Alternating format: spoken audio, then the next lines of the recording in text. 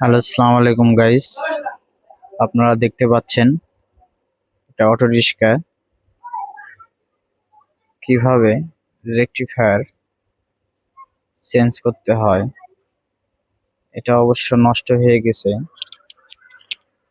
আপনারা দেখুন কিভাবে লাগাতে হয় রেকটিফায়ার। এটা DC voltage 48, DC output 12 volt.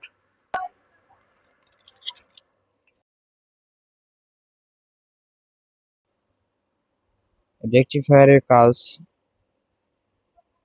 শুধু লাইট আর হরেন আর সিগন্যাল লাইট এগুলোর জন্য এই রেকটি কাজে ব্যবহার হয়।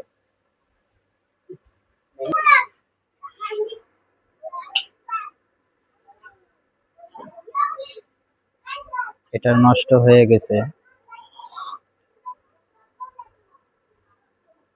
আমরা আরেকটা নতুন লাগাবো। এটা তো কোনো কাজ হচ্ছে না।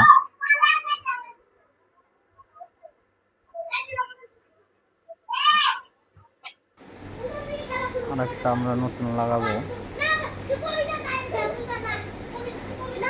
আপনারা মনোযোগ দিয়ে দেখুন এটা কিভাবে লাগাতে হয়। Plus minus